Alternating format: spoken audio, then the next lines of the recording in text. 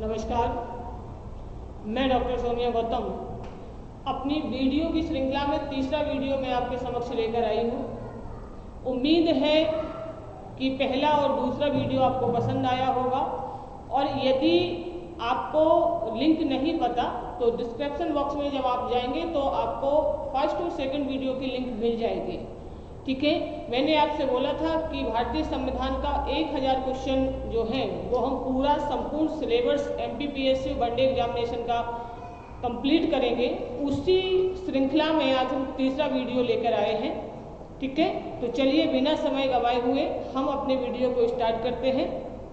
80 क्वेश्चनों की एक श्रृंखला है जिसमें हम भारतीय संविधान में मौलिक कर्तव्य से लेकर संघीय कार्यपालिका तक अपना अध्ययन करेंगे। चलिए, आज का पहला क्वेश्चन है,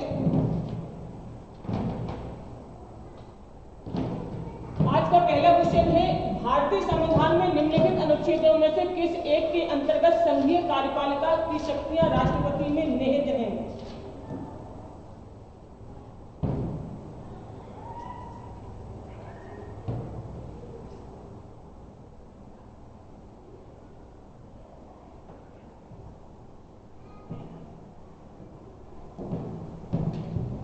भारतीय संविधान में निम्नलिखित अनुच्छेदों के अंतर्गत संघ की कार्यपालिका शक्तियां राष्ट्रपति में निहित हैं।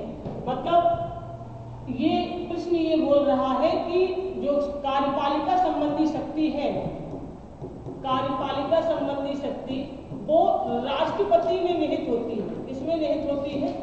राष्ट्रपति में निहित होती है, क्योंकि राष्ट्रपति संघ की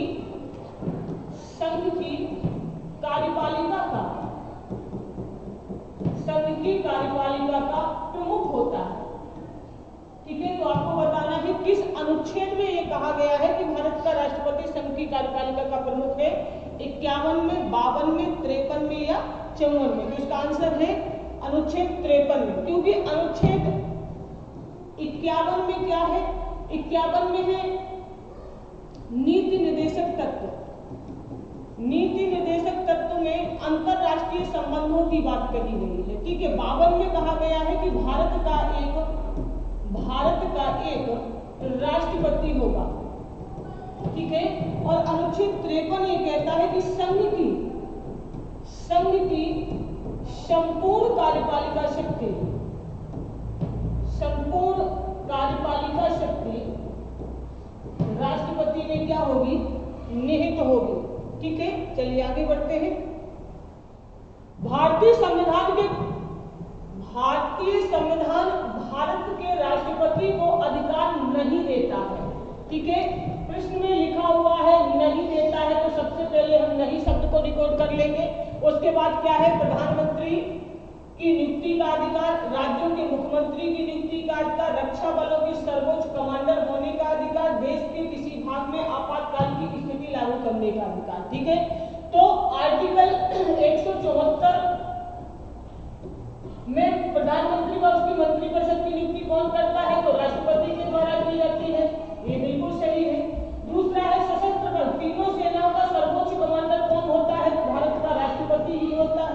ठीक है, और देश में आपातकालीन स्थिति 352, 356 और 360 में आपातकाल की घोषणा भी किसके द्वारा की जाती है? तो आपातकाल की घोषणा राष्ट्रपति के द्वारा की जाती है। लेकिन इसका आंसर होगा बी, कि राज्यों के मुख्यमंत्री की नियुक्ति राष्ट्रपति के द्वारा नहीं की जाती, क्योंकि राज्यों के मुख्यमंत्री की नियुक्ति किसके द्वारा की जाती है? तो राज्यपाल के द्वारा की जाती है। ठीक है, चलिए आगे बढ़ते हैं। आपातकाल की स्थिति में राज्य विधानसभा की अवधि बढ़ाई जा सकती है राष्ट्रपति द्वारा, संसद द्वारा, राज्यों के राज्यपाल द्वारा या राज्य विधानमंडल द्वारा। तो किसके द्वारा बढ़ाई जा सकती है? आपको पता है कि आपातकाल की अवधि संसद में अधिनियम पारित के माध्यम से, अधिनियम पारित कर बढ़ाई जा सकती है। ठीक है, संसद के द्वारा बढ़ाई जा सकती है, और ऐसा हुआ भी। 42वें संविधान संशोधन में लोकसभा और राज्य विधानसभाओं का कार्यकाल 1 वर्ष बढ़ा दिया गया था, अर्थात 5 साल से कितना कर दिया गया था? 6 साल कर दिया गया था। जबकि फिर से 44वें संविधान संशोधन के माध्यम से 1978 में पुनः इनका कार्यकाल 5 वर्ष आगे बढ़ते हैं। राष्ट्रपति के निर्वाचन में राज्य का मुख्यमंत्री मतदान करने के लिए पात्र नहीं होता है यदि, ठीक है, यदि वह स्वयं प्रत्याशी होता है, उसे राज्य विधानमंडल के निचले सदन में अपना बहुमत सिद्ध करना अभिशेष हो, वह राज्य विधानमंडल के उच्च सदन का सदस्य हो या वह राज्य विधानमंडल के निम्न सदन का सदस्य हो। बताइए आंसर के, इसका आंसर क्या है? वह राज्य विधानमंडल के उच्च सदन का सदस्य हो। देखिए राज्य विधानमंडल, विधानमंडल की यदि हम बात करें तो विधानमंडल में भारतीय संविधान में दो सदनों की बात की गई है। एक यह कहा गया है विधान परिषद और दूसरी कही गई है विधान सभा, ठीक है। अब यदि किसी भी राज्य का मुख्यमंत्री विधानसभा का सदस्य न होकर विधान परिषद का सदस्य है तो वह राष्ट्रपति के चुनाव में भाग नहीं लेगा। राष्ट्रपति के चुनाव में भाग नहीं लेगा। क्यों नहीं लेगा? क्योंकि राष्ट्रपति के चुनाव में विधानसभा सदस्य भाग लेते हैं, विधानसभा सदस्य भाग लेते हैं, ना कि विधान परिषद के सदस्य, ठीक है। तो इसका आंसर क्या होने वाला है? इसका आंसर है आपका सी, वह राज्य विधानमंडल के उच्च सदन का सदस्य है। तो भारत में राष्ट्रपति के चुनाव के लिए चुनाव मंडल का सदस्य होते हैं कौन? राष्ट्रपति का जो निर्वाचन मंडल है ना, उसे ही चुनाव मंडल कहा जाता है। तो निर्वाचन मंडल में सदस्य शामिल होते हैं लोकसभा के चुने हुए सदस्य, राज्यसभा के चुने हुए सदस्य, राज्य विधानसभाओं के चुने हुए सदस्य, राज्य विधान परिषद के चुने हुए सदस्य। तो इसमें लिखा है भारत में राष्ट्रपति के चुनाव के लिए चुनाव मंडल में सदस्य शामिल नहीं होते। यहाँ पर नहीं शब्द जुड़ा होना चाहिए, ठीक है। तो इसका आंसर क्या होना? ठीक है, तो इसका आंसर क्या होगा? क्योंकि इसके आंसर तीनों, पहला, दूसरा और तीसरा, तीनों सही है, पहला, दूसरा और तीसरा। और यदि इसमें नहीं शब्द हम जोड़ लें तो इसका आंसर डी हो जाएगा। क्योंकि राष्ट्रपति के चुनाव में कौन कौन शामिल होते हैं? तो लोकसभा के निर्वाचित सदस्य, ठीक है, राज्यसभा के निर्वाचित सदस्य,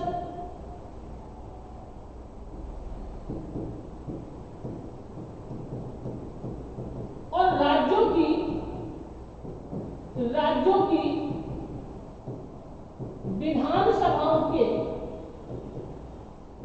विधानसभाओं के निर्वाचित सदस्य भाग लेते हैं, ठीक है। तो इसमें नहीं शब्द इंक्लूड कर देंगे तो इसका आंसर क्या हो जाएगा? इसका आंसर हो जाएगा डी। चलिए, अगर भारत के राष्ट्रपति के चुनाव में कोई विवाद हो तो उस पर विवाद को सौंपा जा सकता है किसके पास? भारत के महाधिवक्ता को, संसद को, भारत के सर्वोच्च न्यायालय को, या इनमें से किसी को नहीं। तो आपको पता होना चाहिए कि राष्ट्रपति या उपराष्ट्रपति दोनों के चुनाव में यदि विवाद उत्पन्न होता है तो सुप्रीम कोर्ट उस बात का डिसीजन करता है। इसलिए इसका आंसर क्या होगा? इसका आंसर होगा सी। राष्ट्रपति के उम्मीदवार के लिए क्या आवश्यक नहीं है? पढ़ा लिखा होना, आयु 35 वर्ष होना, संसद में लोकसभा चुने जाने की योग्यता रखता हो, देश का नागरिक हो। तो 35 साल की आयु बिल्कुल सही है, संसद का सदस्य, लोकसभा सदस्य होना ये भी सही है, भारत का नागरिक हो ये भी सही है। लेकिन इसका आंसर सही होगा, क्योंकि नहीं लिखा हुआ है तो इसका आंसर सही होगा पढ़ा लिखा होगा। देखिए, क्योंकि भारतीय संविधान जिस समय लिखा गया था उस समय भारत में एजुकेशन का स्तर बहुत ही नीचा था, इसलिए भारतीय राजनीति में कोई भी संवैधानिक पद पर एजुकेशन का मापदंड निर्धारित नहीं किया गया है। तो भारत का राष्ट्रपति पढ़ा लिखा हो ऐसा संविधान नहीं कहता। समझ में आया? चलिए आगे बढ़ते हैं। भारत के राष्ट्रपति चुने जाते हैं केवल राज्यसभा सदस्यों द्वारा, केवल लोकसभा सदस्यों द्वारा, केवल राज्यों की विधानसभा या लोकसभा सदस्यों द्वारा, या फिर राज्यसभा, लोकसभा, राज्यों की विधानसभाओं के निर्वाचित सदस्यों द्वारा। तो इसका आंसर क्या होगा? आपको पता है कि राष्ट्रपति का चुनाव जो है वो राज्यसभा के निर्वाचित सदस्य, लोकसभा के निर्वाचित सदस्य, राज्यों की विधानसभाओं के निर्वाचित सदस्य व दिल्ली व पांडिचेरी की विधानसभाओं के निर्वाचित सदस्य क्या करते हैं? भाग लेते हैं। तो इसका आंसर क्या होगा? डी। जब केंद्रीय मंत्रिमंडल में वर्ष 2002 में चुनावी सुधारों पर अध्यादेश के बिना किसी बदलाव के उसे राष्ट्रपति को वापस भेजा तब राष्ट्रपति ने भारतीय संविधान के कौन से अनुच्छेद के अंतर्गत उसे अपनी सहमति दी थी? अनुच्छेद 121, अनुच्छेद 142, अनुच्छेद 123, अनुच्छेद 124। तो इसका आंसर क्या है? क्योंकि राष्ट्रपति को अध्यादेश जारी करने की शक्ति किसमें है? तो राष्ट्रपति को अध्यादेश जारी करने की शक्ति अनुच्छेद 123 के अंतर्गत है। तो इसका आंसर होगा सी। यदि भारत के राष्ट्रपति का पद रिक्त हो जाए और कोई उपराष्ट्रपति भी ना हो तो उस समय निम्न में से कौन कार्यवाहक राष्ट्रपति होगा? राज्यसभा का सभापति, उपसभापति, भारत का महान्यायवादी, लोकसभा अध्यक्ष, सर्वोच्च न्यायालय का मुख्य न्यायाधीश। ठीक है, तो इसका आंसर क्या होगा?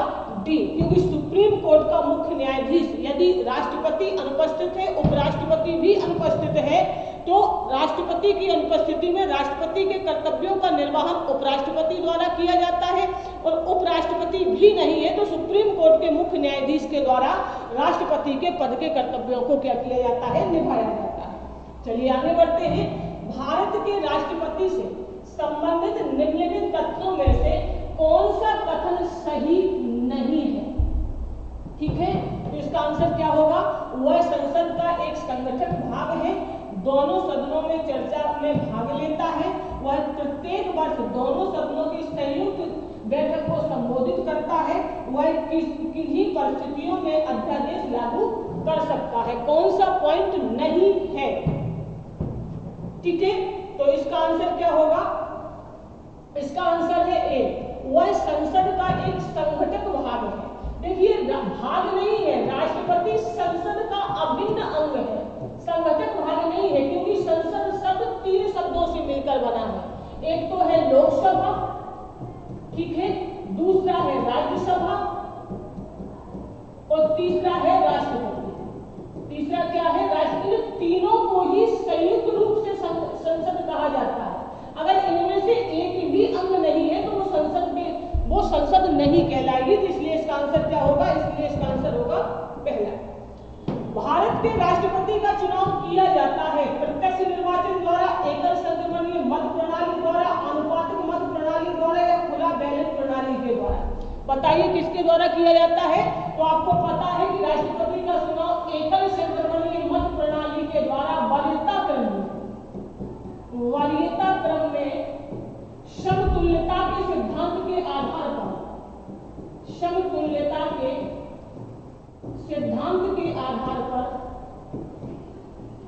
आनुपातिक प्रतिनिधित्व की पद्धति से, आनुपातिक प्रतिनिधित्व की पद्धति से गुप्त मतदान द्वारा किया जाता है। तो इसका आंसर क्या होगा? एकल संक्रमणीय मत प्रणाली के द्वारा।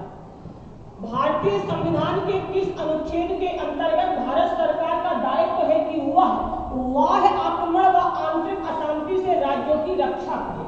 अनुच्छेद 355, अनुच्छेद 356, अनुच्छेद 352 और अनुच्छेद 360। देखिए, यहाँ पर आपातकाल की बात कही गई है। किसकी बात कही गई है? आपातकाल की। और भारतीय संविधान में 3 प्रकार के आपातकाल का वर्णन किया गया है। पहला आपातकाल कौन सा है?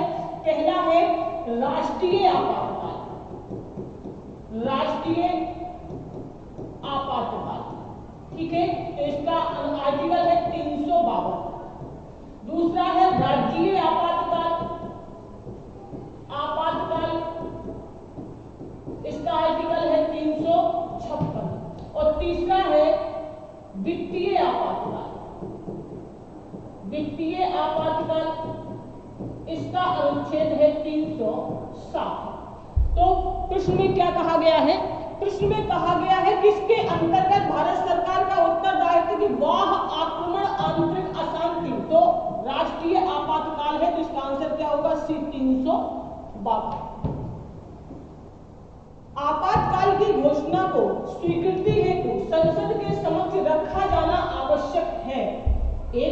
अंदर, 2 माह के अंदर, 6 माह के अंदर या 1 वर्ष के अंदर। ठीक है, तो 1 माह के अंदर अर्थात 30 दिन के अंदर संसद के समक्ष रखा जाना आवश्यक है आपातकाल की घोषणा को। भारत में वित्तीय आपातकाल की घोषणा आज तक कितनी बार की गई है? 5 बार, 4 बार, 1 बार, कभी नहीं। ठीक है, तो इसका आंसर होगा डी। क्योंकि भारत में राष्ट्रीय आपातकाल 3 बार, राष्ट्रपति शासन जो है वो अनेक बार और वित्तीय आपातकाल अभी तक लागू नहीं हुआ है। हाँ, 1990 के दशक में एक स्थिति बन गई थी, ऐसा लगने लगा था कि वित्तीय आपातकाल लागू होने की स्थिति में है। तब एक कॉन्सेप्ट आया था जिसे बोला जाता है LPG कॉन्सेप्ट, और एक सिस्टम लागू किया गया था जिसका नाम था सिंगल विंडो सिस्टम।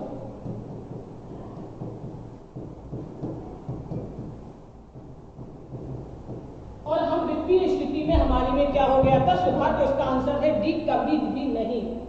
निम्नलिखित में से राष्ट्रपति किसकी नियुक्ति करता है? भारत के महान्यायवादी की, नियंत्रक एवं महालेखा परीक्षक की, राज्यों के राज्यपाल की, उपयुक्त सभी की। तो 76, 148 और 152। ठीक है, अनुच्छेद 76 ये कहता है कि भारत में एक महान्यायवादी होगा जिसकी नियुक्ति किसके द्वारा की जाएगी? राष्ट्रपति के द्वारा की जाएगी। अनुच्छेद 148 ये कहता है कि भारत में एक नियंत्रक एवं महालेखा परीक्षक होगा जिसकी नियुक्ति किसके द्वारा की जाएगी? तो राष्ट्रपति द्वारा। अनुच्छेद 152 ये कहता है कि प्रत्येक राज्य में एक राज्यपाल होगा जिसकी नियुक्ति राष्ट्रपति के द्वारा की जाएगी। इसका आंसर क्या होने वाला है? डी। राष्ट्रपति 5 वर्ष तक अपने पद पर रहता है, अपने निर्वाचन की तारीख से, संसद द्वारा निर्धारित तिथि से, अपने पद ग्रहण के दिन से, निर्वाचन आयोग द्वारा घोषित तिथि से। ठीक है, तो आपको पता है कि अपने पद ग्रहण की तिथि से लेकर, मतलब जिस दिन उसने अपना पद ग्रहण किया है उस पद ग्रहण की तिथि से लेकर 5 साल तक भारत का राष्ट्रपति अपने पद पर रहता है। भारत के राष्ट्रपति को यह अधिकार प्राप्त नहीं है कि वह क्षमादान करे, सर्वोच्च न्यायालय के न्यायाधीश को हटाए, आपातकाल की घोषणा करे या अध्यादेश जारी करे। तो आर्टिकल 72 के अनुसार क्षमादान की शक्ति है। ठीक है, आर्टिकल 352, 356 और 360 में आपातकाल की घोषणा है और 1, 2 और 3 द्वारा अध्यादेश जारी किया जा सकता है, लेकिन सर्वोच्च न्यायालय के न्यायाधीश को हटाने का अधिकार जो है वो राष्ट्रपति के पास नहीं है। इसका आंसर क्या होगा? बी। चलिए आगे बढ़ते हैं। एक विधेयक जो संसद में प्रस्तुत किया जाता है वह कौन सी क्रिया के बाद अधिनियम बन जाता है? ठीक है, जब वह संसद के दोनों सदनों द्वारा पारित हो जाता है तब, जब वह राष्ट्रपति अपनी सहमति दे देता है तब, जब प्रधानमंत्री इस पर हस्ताक्षर कर देता है तब, जब वह सर्वोच्च न्यायालय इसे केंद्रीय संसद के अधिकार क्षेत्र में होने की घोषणा कर देता है तब। ठीक है, तो आपको पता है कि जब भारत का राष्ट्रपति उस पर हस्ताक्षर कर देता है तब जाके कोई भी अधिनियम जो है, कोई भी विधेयक जो है वो अधिनियम बन जाता है। देखिए, ये आपका संसद है। ठीक है, अब संसद के 3 अंग हैं। कितने अंग हैं? 3 अंग। पहला है राज्यसभा, ठीक है, और दूसरा है लोकसभा और तीसरा है आपका राष्ट्रपति। ठीक है, तो कोई भी विधेयक यदि राज्यसभा से पारित हुआ तो वो लोकसभा में जाएगा और लोकसभा से पारित हुआ तो वो राज्यसभा में जाएगा और अंतिम रूप से वह राष्ट्रपति के पास जाएगा। और जब तक राष्ट्रपति उस पर हस्ताक्षर नहीं कर देता है तब तक वो विधेयक अधिनियम नहीं बनेगा। तो इसका आंसर क्या है? बी। भारतीय संविधान के किस अनुच्छेद के तहत राष्ट्रपति पर महाभियोग चलाया जा सकता है? अनुच्छेद 356, अनुच्छेद 75, अनुच्छेद 76 या अनुच्छेद 61? तो आपको पता है तो भारतीय संविधान में अनुच्छेद 61 में कहा गया है कि जब राष्ट्रपति अपने पदीय कर्तव्यों का क्रियान्वयन सुचारू रूप से नहीं करता तो आर्टिकल 61 के तहत उस पर महाभियोग लाया जाता है। ठीक है, तो इसका आंसर क्या होगा? डी। लोकसभा और राज्यसभा की संयुक्त बैठक किसके द्वारा आहूत की जाती है? राष्ट्रपति के द्वारा, लोकसभा अध्यक्ष के द्वारा, संसद के द्वारा, राज्यसभा के सभापति के द्वारा। देखिए, बैठक बुलाने की बात कही गई है, आहूत करने की बात कही गई है, तो किसके द्वारा? इसका आंसर होगा राष्ट्रपति के द्वारा, क्योंकि संयुक्त बैठक बुलाता कौन है, मतलब आहूत कौन करता है, तो आंसर होगा राष्ट्रपति। और यदि प्रश्न पूछा जाए कि संयुक्त बैठक की अध्यक्षता कौन करता है,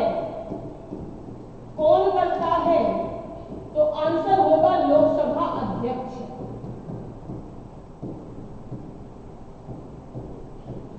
ठीक है, चलिए आगे बढ़ते हैं। निम्नलिखित में से किसको किसी भौगोलिक क्षेत्र को अनुसूचित क्षेत्र घोषित करने का संवैधानिक अधिकार है? राज्यपाल को, मुख्यमंत्री को, प्रधानमंत्री को या राष्ट्रपति को? तो इसका आंसर क्या है? भारत के राष्ट्रपति को। चलिए आगे बढ़ते हैं। वह राष्ट्र का प्रतिनिधित्व करता है परंतु राष्ट्र का नेतृत्व नहीं करता, यह युक्ति निम्न में से किस पर लागू होती है?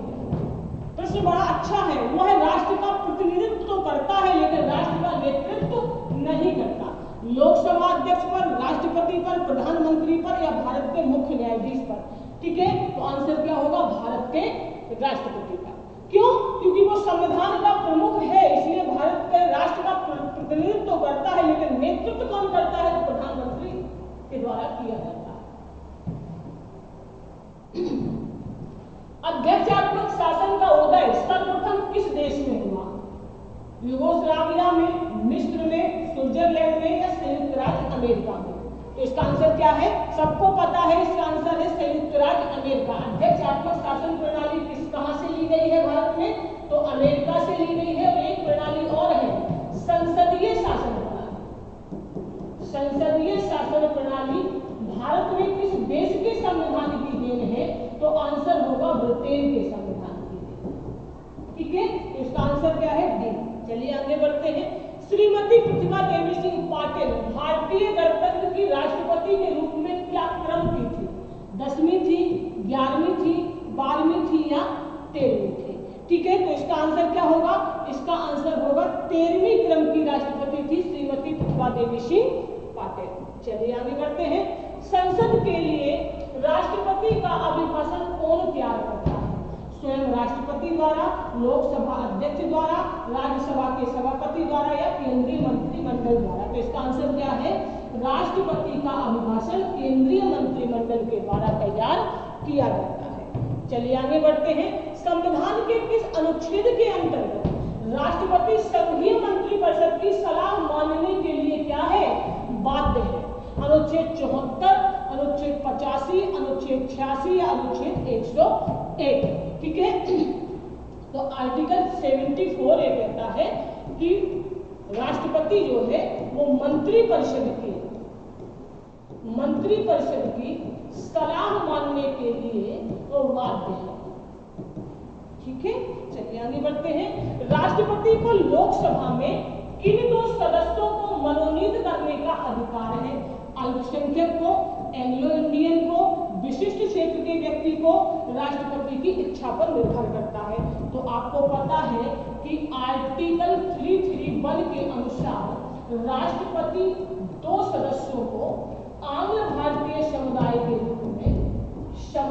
रूप में नियुक्त करता था, लेकिन वर्तमान समय में यह प्रक्रिया समाप्त कर दी गई है। ठीक है, चलिए आगे बढ़ते हैं। अध्यादेश जारी करने का अधिकार राष्ट्रपति का कौन सा अधिकार है? विधायी, प्रशासनिक, न्यायिक या व्यक्तिगत? ठीक है, तो अध्यादेश जारी करने का अधिकार राष्ट्रपति का विधायी अधिकार है। अब राष्ट्रपति के अधिकार क्षेत्र जो है वो कई बातों में है। इन अधिकार को शक्तियां कहा जाता है। तो पहली है कार्यपालिका संबंधी शक्ति। इस शक्ति के तहत राष्ट्रपति नियुक्तियां करता है। दूसरी है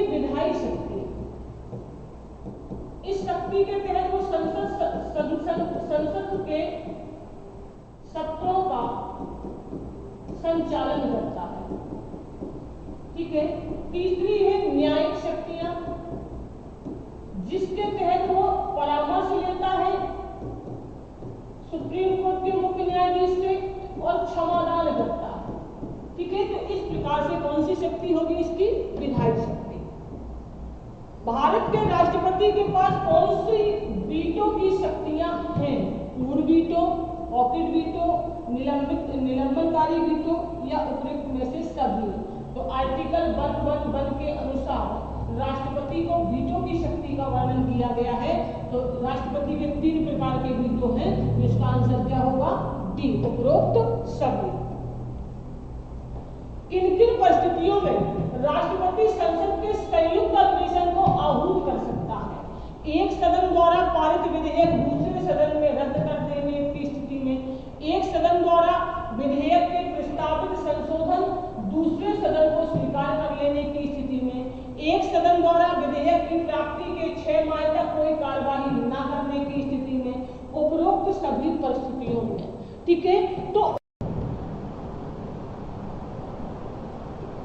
चलिए, इसका आंसर क्या है? इसका आंसर है उपरोक्त में से सभी, क्योंकि राष्ट्रपति को वीटो पावर भी है, पॉकेट वीटो है और निलंबनकारी वीटो का भी प्रयोग भी राष्ट्रपति द्वारा किया जा सकता है।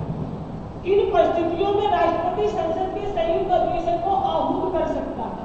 संसद द्वारा एक पारित विधेयक को दूसरे सदन द्वारा रद्द कर देने पर, एक सदन द्वारा विधेयक के प्रस्तावित संशोधन द्वारा दूसरे सदन को स्वीकार न किए जाने पर, एक सदन द्वारा विधेयक की प्राप्ति के 6 माह तक कोई कार्यवाही न करने पर।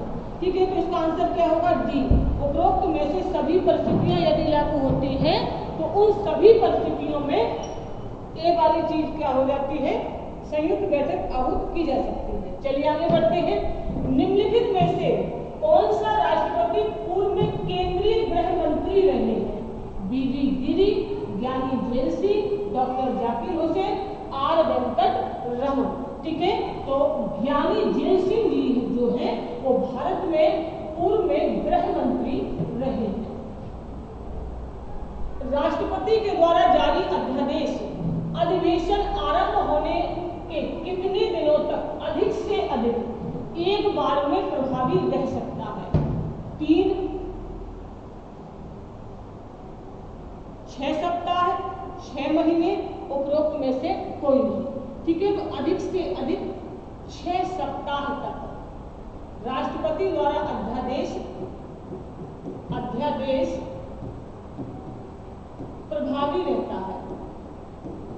अगर 6 सप्ताह के अंदर संसद के सदन से अनुमोदन हो जाता है तो अध्यादेश लागू बना रहेगा, अन्यथा स्वतः ही क्या हो जाएगा? समाप्त हो जाएगा। राष्ट्रपति अपनी क्षमादान शक्ति का प्रयोग निम्न में से किस प्रकार के दंड के मामले में कर सकता है? मृत्युदंड के मामले में, सैनिक अदालत द्वारा दिए गए दंड के मामले में, ऐसे मामले में दिए गए दंड पर जो संघीय सूची के अंतर्गत आता है, उपरोक्त में से सभी। इसका आंसर क्या होगा? डी, उपरोक्त में से सभी। ठीक है। चलिए आगे बढ़ते हैं। भारत के राष्ट्रपति को कार्य अवधि की समाप्ति से पूर्व पद से हटाया जा सकता है सत्ताधारी राजनीतिक दल द्वारा, प्रधानमंत्री द्वारा, महाभियोग द्वारा या सर्वोच्च न्यायालय के ट्रायल द्वारा। तो इसका आंसर क्या है? महाभियोग की प्रक्रिया के द्वारा। महाभियोग की प्रक्रिया के द्वारा भारत के राष्ट्रपति को उसके पद से हटाया जा सकता है। राष्ट्रपति पद्धति में समस्त कार्यपालिका शक्तियां निहित होती हैं। राष्ट्रपति में, कैबिनेट में, व्यवस्थापिका में या उच्च सदन में। ठीक है। तो संघ की संपूर्ण कार्यपालिका शक्ति किसमें निहित होगी? आर्टिकल 53 क्या कहता है? 52 क्या कहता है? कि भारत का एक राष्ट्रपति होगा। भारत का एक राष्ट्रपति होगा। ठीक है। तो 53 क्या कहता है? कि संघ की संपूर्ण कार्यपालिका शक्ति राष्ट्रपति में निहित होगी। तो इसका आंसर क्या है? ए। भारतीय संविधान के निम्नलिखित में से किस संशोधन द्वारा राष्ट्रपति को कोई भी मामला मंत्रिपरिषद द्वारा पुनर्विचार किए जाने के लिए वापस भेजने का अधिकार दिया गया है? 30वें संशोधन, 40वें संशोधन, 42वें संशोधन या फिर 44वें संशोधन? तो इसका आंसर है 44वें संशोधन। क्यों? क्योंकि 42वें संविधान संशोधन में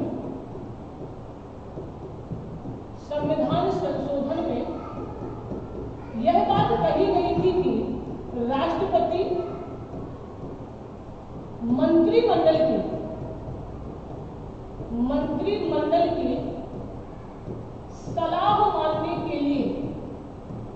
सलाह मानने के लिए बाध्य होगा।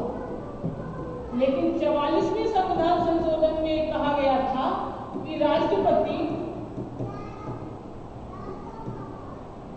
किसी विधेयक को एक बार पुनर्विचार के लिए लौटा सकता है। ठीक है, तो इसका आंसर क्या होगा? डी। भारतीय संविधान के किस अनुच्छेद के अंतर्गत राष्ट्रपति संसद के दोनों सदनों द्वारा पारित किसी बिल पर अपनी स्वीकृति रोक सकता है? अनुच्छेद 63, अनुच्छेद 108, अनुच्छेद 109, अनुच्छेद 111। ठीक है, क्योंकि देखिए अनुच्छेद 111 में वीटो पावर की शक्ति है। ठीक है, और उस शक्ति के तहत ही राष्ट्रपति किसी विधेयक पर अपनी स्वीकृति को रोक सकता है। भारत के राष्ट्रपति को उसके पद से हटाया जा सकता है भारत के प्रधानमंत्री द्वारा, लोकसभा के द्वारा, राज्य के मुख्य न्यायाधीश द्वारा या संसद द्वारा। तो इसका आंसर क्या है? संसद महाभियोग की प्रक्रिया के द्वारा राष्ट्रपति को उसके पद से क्या कर सकती है? हटा सकती है। तो इसका आंसर क्या है? डी। भारत की कार्यपालिका अध्यक्ष कौन होता है? राष्ट्रपति, प्रधानमंत्री, विरोधी दल का नेता, भारत सरकार का मुख्य सचिव। तो संघ की कार्यपालिका अध्यक्ष के रूप में कार्य कौन करता है? भारत का राष्ट्रपति। चलिए आगे बढ़ते हैं। राष्ट्रपति पर महाभियोग का आरोप संसद किस सदन द्वारा लगाया जा सकता है? लोकसभा द्वारा, राज्यसभा द्वारा, संसद के किसी भी सदन द्वारा, उपयुक्त में से किसी सदन द्वारा नहीं। तो इसका आंसर क्या है? सी। संसद के किसी भी सदन द्वारा महाभियोग का आरोप लगाया जा सकता है। भारतीय संविधान का कौन सा अनुच्छेद राष्ट्रपति के पद के लिए पुनः निर्वाचन की योग्यता निर्धारित करता है? अनुच्छेद 52, 54। ठीक है, ये प्रश्न मिस्टेक है क्योंकि सारे अनुच्छेद इसमें लिखे नहीं हैं, इसलिए चलिए आगे बढ़ते हैं। भारतीय संविधान भारत के राष्ट्रपति के सर्वसम्मति से चुने जाने तक अधिकतम का एकमात्र उदाहरण कौन सा है? डॉक्टर राजेंद्र प्रसाद, राधाकृष्णन, जाकिर हुसैन या नीलम संजीव रेड्डी? तो इसका आंसर क्या है? इसका आंसर है नीलम संजीव रेड्डी। नीलम संजीव रेड्डी को निर्विरोध चुना गया था। ठीक है, भारतीय संविधान का कौन सा अनुच्छेद राष्ट्रपति को उच्चतम न्यायालय से परामर्श करने की शक्ति प्रदान करता है? अनुच्छेद 129, 132, 143, केवल 32। तो आर्टिकल 143 ये कहता है कि राष्ट्रपति जो है विधि के सार्वभौम प्रश्न पर राष्ट्रपति से सलाह ले सकता है। प्रायः किसकी सलाह पर राज्य में राष्ट्रपति शासन लागू किया जाता है? मुख्यमंत्री की सलाह पर, लेजिस्लेटिव असेंबली की सलाह पर, गवर्नर की सलाह पर या उच्च न्यायालय के मुख्य न्यायाधीश की सलाह पर? तो आंसर क्या है? सी, गवर्नर की सलाह पर। ठीक है, इसका आंसर गवर्नर राज्यपाल की लिखित परामर्श पर। चलिए, भारत के पूर्व राष्ट्रपतियों में निम्नलिखित में से कौन बिहार के राज्यपाल रह चुके थे? डॉक्टर राजेंद्र प्रसाद, डॉक्टर शंकर दयाल शर्मा, जाकिर हुसैन या बीबी गिरी? तो इसका आंसर क्या है? डॉक्टर। चलिए, भारत के पूर्व राष्ट्रपतियों में निम्नलिखित में से कौन बिहार का राज्यपाल रह चुका है? डॉक्टर राजेंद्र प्रसाद, शंकर दयाल शर्मा, जाकिर हुसैन या बीबी गिरी? तो इसका आंसर क्या है? सी। इसका आंसर है डॉक्टर जाकिर हुसैन। जाकिर हुसैन साहब जो थे वो बिहार के राज्यपाल रहे थे। निम्न में से कौन राष्ट्रपति होने से पूर्व भारत का उपराष्ट्रपति पद पर आसीन नहीं रहा है? S Radhakrishnan, doctor Zakir Hussain, Neelam Sanjiva Reddy, R Venkataraman? तो नीलम संजीव रेड्डी जो है वो भारत के उपराष्ट्रपति नहीं रहे। ठीक है, चलिए आगे बढ़ते हैं। भारतीय संविधान का संयुक्त अधिवेशन निम्नलिखित में से कौन बुला सकता है? राष्ट्रपति, प्रधानमंत्री, उपराष्ट्रपति, लोकसभा अध्यक्ष? तो हमने आपको बताया है अगर बुलाना शब्द लिखा हुआ है तो आंसर होगा राष्ट्रपति। यदि अध्यक्षता करना शब्द लिखा हुआ है तो होगा लोकसभा अध्यक्ष। ठीक है, चलिए आगे बढ़ते हैं।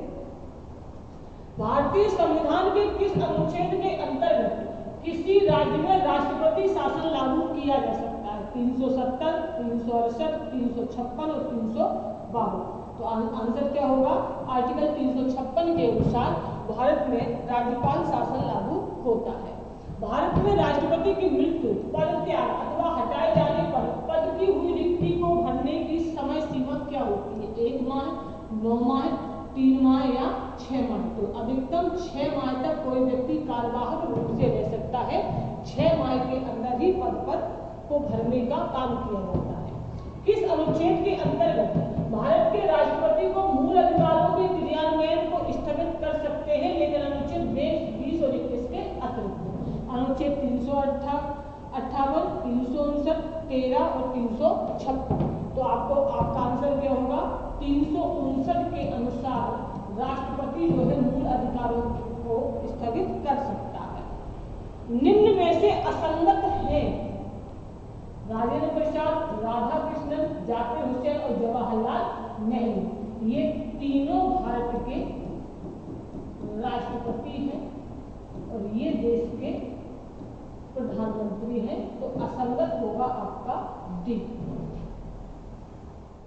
निम्न में से भारत का राष्ट्रपति किसकी नियुक्ति नहीं करता है? उपराष्ट्रपति की, प्रधानमंत्री की, राज्यपाल की, मुख्य निर्वाचन आयुक्त की? तो आंसर क्या है? उपराष्ट्रपति की, क्योंकि उपराष्ट्रपति का क्या होता है? चुनाव होता है। किस प्रणाली के द्वारा होता है? तो एकल संक्रमणीय मत प्रणाली के द्वारा होता है। ठीक है, चलिए आगे बढ़ते हैं। भारतीय संविधान में केंद्रीय सरकार की अधिशासी शक्तियों को किसमें निहित किया गया है? भारत के राष्ट्रपति में, केंद्रीय मंत्रिमंडल में, प्रधानमंत्री में, उपयुक्त में से 3? तो संघ की संपूर्ण कार्यपालिका शक्ति राष्ट्रपति में निहित होगी। तो आंसर क्या होगा?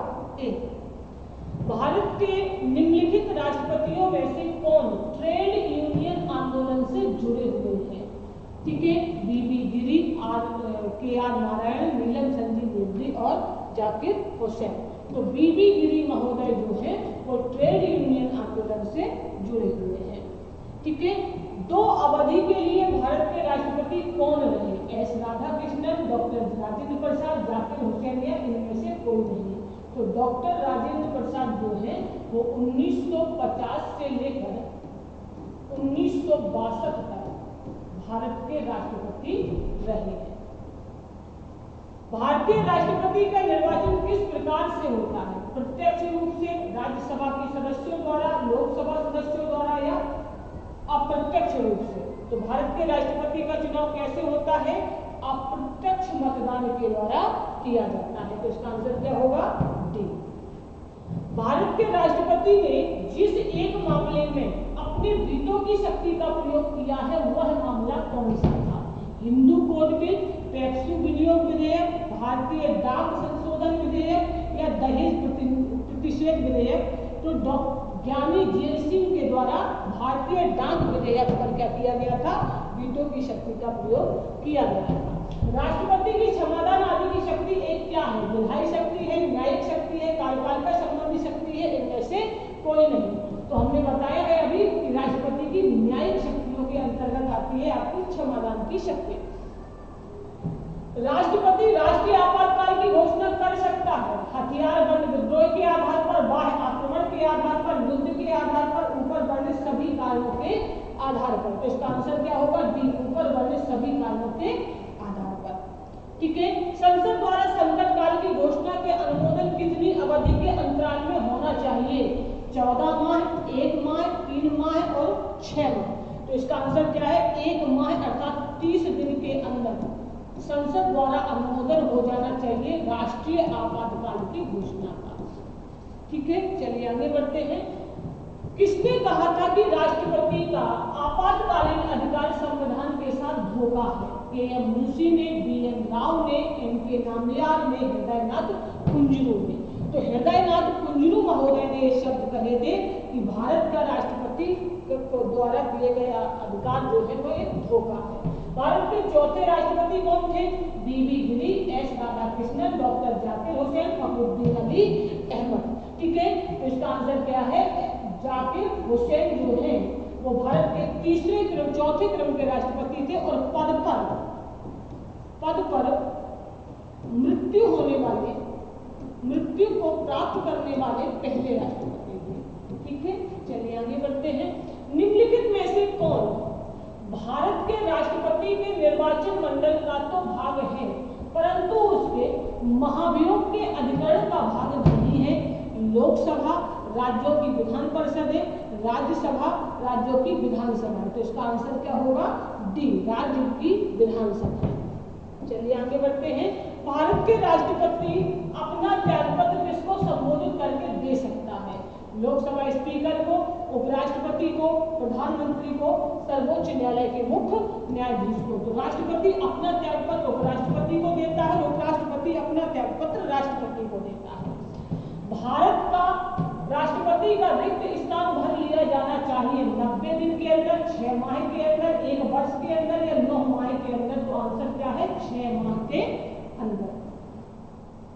भारतीय संविधान में समस्त कार्यपालिका शक्तियां निहित हैं प्रधानमंत्री में, राष्ट्रपति में, मंत्रिपरिषद में या संसद में? ठीक है, तो आंसर क्या है? डी, राष्ट्रपति में। भारत के उपराष्ट्रपति का निर्वाचन एक निर्वाचन मंडल के द्वारा किया जाता है जिसके सदस्य होते हैं संसद के दोनों सदनों के निर्वाचित सदस्य, संसद के दोनों सदनों के सभी सदस्य, राज्यसभा और राज्य विधानसभाओं के केवल निर्वाचित सदस्य, राज्य विधानसभाओं के केवल निर्वाचित सदस्य। ठीक है, तो बताइए कौन भाग लेते हैं? तो इसका आंसर है बी, संसद के सभी सदस्य उपराष्ट्रपति के चुनाव में भाग लेते हैं। भारत के उपराष्ट्रपति का चुनाव किस तरह से होता है? राष्ट्रीय स्तर पर सीधा चुनाव राष्ट्रपति द्वारा मनोनयन से, लोकसभा के सांसद विधानसभा के विधायकों के सीधे चुनाव द्वारा, लोकसभा व राज्यसभा के सांसदों के चुनाव के द्वारा। तो इसका आंसर क्या है? इसका आंसर है डी, लोकसभा उपराष्ट्रपति का चुनाव जो है वो किस तरह से होता है? तो लोकसभा सांसद और विधानसभा सांसद के द्वारा नहीं। इसका आंसर क्या होगा? डी। निम्न में से किस सदन की अध्यक्षता ऐसे व्यक्ति द्वारा की जाती है जो उसका सदस्य नहीं होता? लोकसभा की, राज्यसभा की, विधानसभा की या मंत्रिपरिषद की? तो राज्यसभा का सभापति जो है वो भारत का उपराष्ट्रपति होता है, उपराष्ट्रपति होता है, और जो कि राज्यसभा सदस्य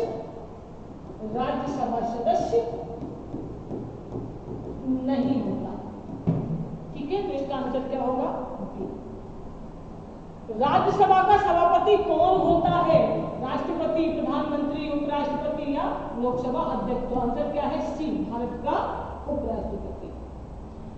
श्री मोहम्मद हामिद अंसारी का भारत का उपराष्ट्रपति के रूप का क्रमांक क्या था? 10वां, 11वां, 12वां या 13वां? ठीक है, तो इसका आंसर क्या है? 12वां क्रमांक था मोहम्मद हामिद अंसारी जी का। ठीक है, भारत के वह मंत्री जो संसद के दोनों सदनों में से किसी भी सदन का सदस्य नहीं है, वह मंत्री पद से मुक्त होना पड़ेगा 6 माह के अंदर, 1 वर्ष बाद, 2 वर्ष बाद या 3 वर्ष बाद। तो इसका आंसर क्या है? 6 माह के अंदर।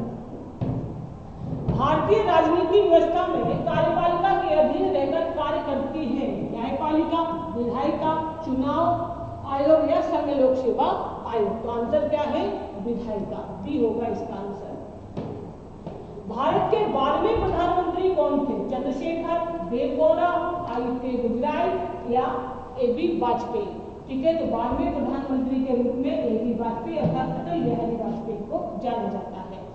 संघीय मंत्रिपरिषद में मंत्री उत्तरदायी होते हैं प्रधानमंत्री के प्रति, राष्ट्रपति के प्रति, संसद के प्रति या फिर केवल लोकसभा के प्रति। ठीक है, तो मंत्रिपरिषद के मंत्री केवल लोकसभा के प्रति सामूहिक रूप से उत्तरदायित्व लेते हैं।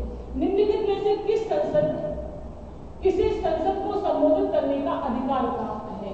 भारत के महान्यायवादी को, भारत के मुख्य चुनाव आयुक्त को, भारत के मुख्य न्यायाधीश को, राष्ट्रीय सुरक्षा सलाहकार को।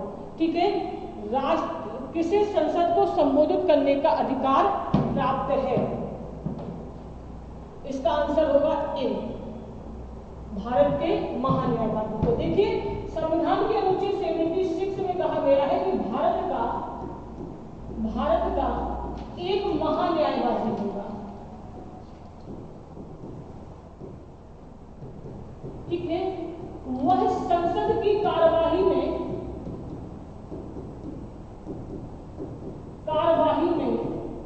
भाग ले सकता है, बोल सकता है, लेकिन मतदान नहीं कर सकता। ठीक है, नहीं कर सकता। ठीक है, तो इसका आंसर क्या होगा? इसका आंसर होगा ए। कैबिनेट में सम्मिलित होते हैं सभी प्रकार के मंत्री, केवल कैबिनेट मंत्री, कैबिनेट मंत्री राज्य मंत्री, कैबिनेट मंत्री राज्य मंत्री या उप मंत्री। तो कैबिनेट में केवल कैबिनेट मंत्री ही शामिल होते हैं। ठीक है, चलिए आगे बढ़ते हैं। आमतौर पर भारत का प्रधानमंत्री होता है, संसद का सदस्य नहीं होता, लोकसभा सदस्य होता है, राज्यसभा सदस्य होता है, दोनों सदनों का सदस्य होता है। आमतौर की बात कही गई है, तो आंसर है लोकसभा सदस्य होता है। भारत का प्रधानमंत्री मुख्य है राज्य सरकार का, केंद्रीय सरकार का, राज्य तथा केंद्रीय सरकार दोनों का, उपयुक्त में से किसी का नहीं। तो इसका आंसर क्या है? बी, केंद्रीय सरकार का होता है। ठीक है, बहुत बहुत धन्यवाद। हम अपनी टेस्ट सीरीज के 80 क्वेश्चन कंप्लीट कर चुके हैं। उम्मीद है कि इस टेस्ट श्रृंखला में ये वीडियो आपको पसंद आ रहा होगा। अगर हमारा वीडियो, हमारा प्रयास आपको अच्छा लगे तो प्लीज़ वीडियो को लाइक कीजिए, शेयर कीजिए और सब्सक्राइब कीजिए मेरे YouTube चैनल को। आप जितना ज़्यादा प्रमोट करेंगे, आप अपने स्टेटस पे लगा लीजिए, जिससे कि ये हमारे वीडियो उन तक पहुंच सकें जो कि शिक्षा को अफोर्ड नहीं कर सकते। बहुत बहुत धन्यवाद। आज के लिए इतना है।